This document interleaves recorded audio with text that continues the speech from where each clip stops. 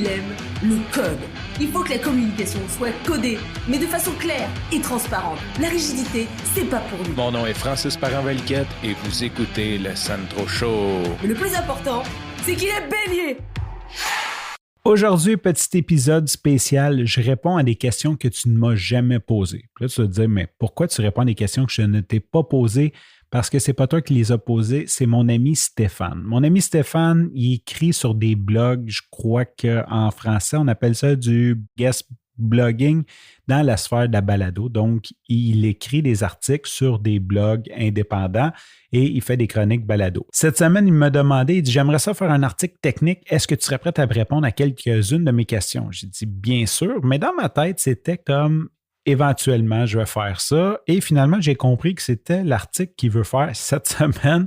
Et là, on a commencé à se courir après le jeu du chat et de la souris. Moi, j'ai eu une urgence, je n'ai pas pu répondre. Lui, il ne pouvait pas, il y avait un enregistrement. Bon, on a commencé à se courir après et ça a été très difficile. Ça a fini. Stéphane m'a envoyé une liste de questions, puis j'ai dit, OK, je vais te répondre en audio.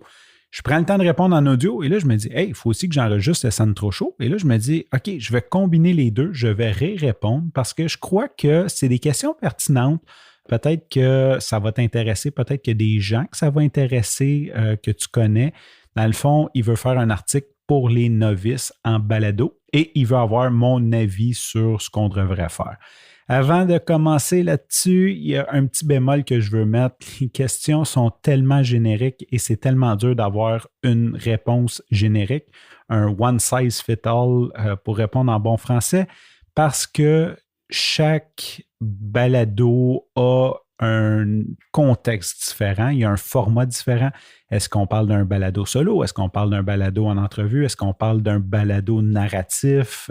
Est-ce qu'on se déplace? Est-ce que la personne va se déplacer? Est-ce qu'elle va enregistrer à distance?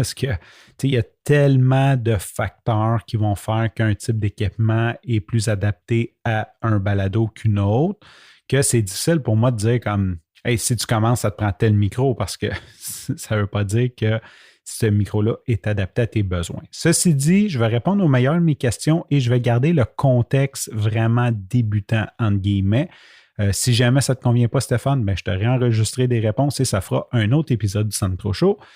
Bon, micro de base pour débuter. J'aime bien dire, si tu as zéro budget, mettons, ou que tu as un budget très limité, le micro que tu as déjà est probablement le meilleur.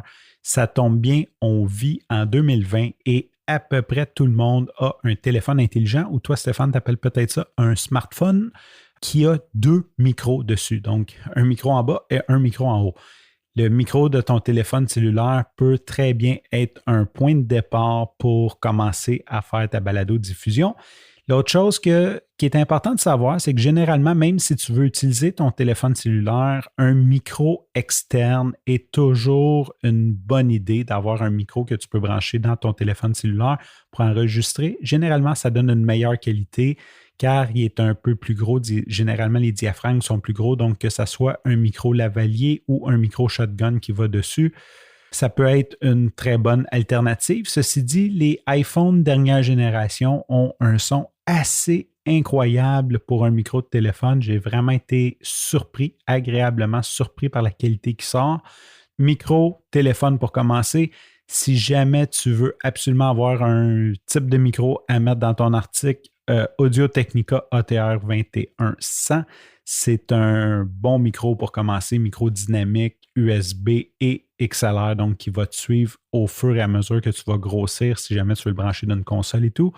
Le fait qu'il est dynamique et cardioïde bloque beaucoup de bruit ambiant, donc ça donne un son qui est chaud sans avoir trop de distorsion très facilement. La deuxième question que tu ne m'as pas posée, logiciel de base ou gratuit? OK, là, je peux t'énumérer une liste de logiciels. Ceci dit, je vais continuer dans la lignée du téléphone cellulaire et aussi ça va répondre à tes prochaines questions, Stéphane, à au moins une de tes prochaines questions.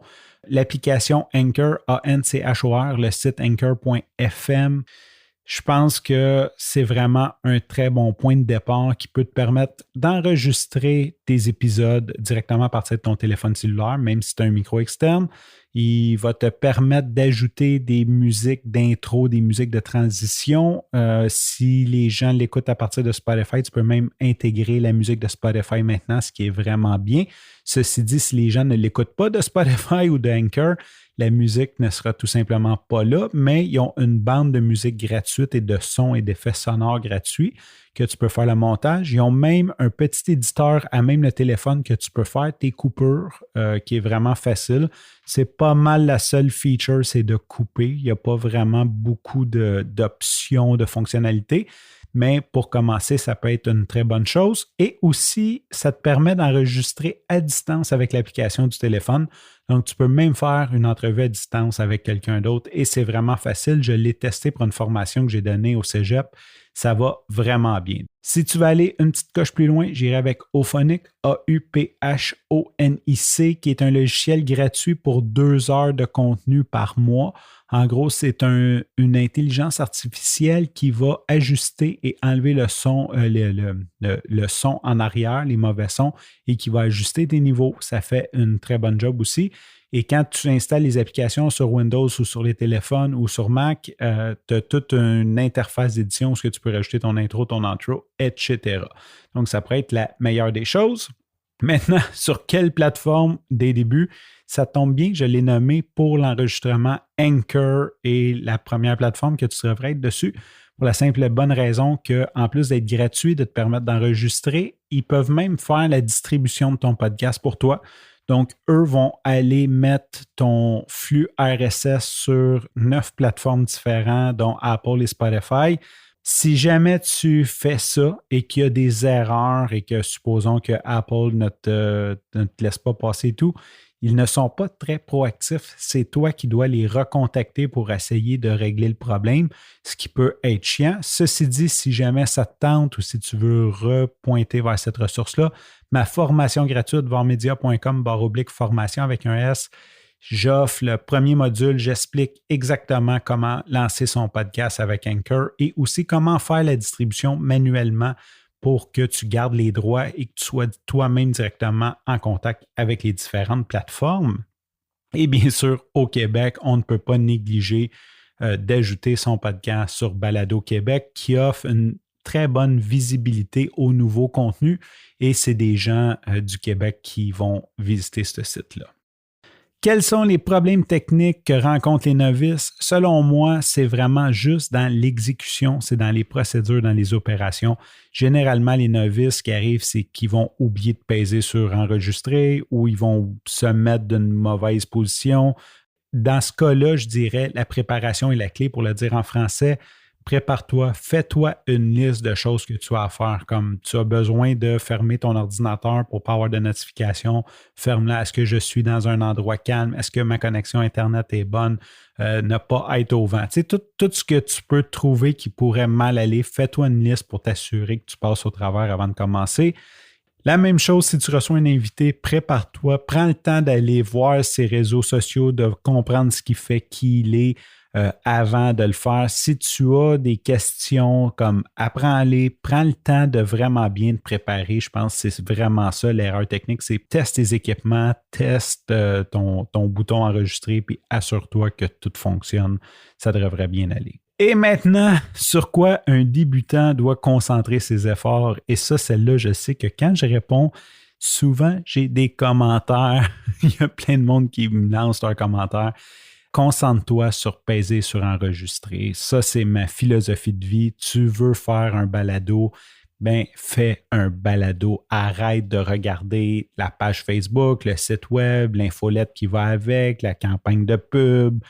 Tu es en train de procrastiner et tu n'es pas en train de créer un balado. Donc, appuie sur enregistrer, sors ton idée, ton message le plus rapidement possible. Tout de suite, essaye d'avoir de la rétroaction pour t'améliorer, pour pouvoir aller un pas plus loin. Il n'y a rien comme enregistrer et diffuser un balado pour lancer un balado. C'est comme aller au gym. Lis pas 50 livres sur comment faire des dead squats de la bonne façon. Va au gym puis fais-en. Puis quand tu verras que tu n'es pas bien bon, bien là, tu retourneras au livre et amélioreras ta technique.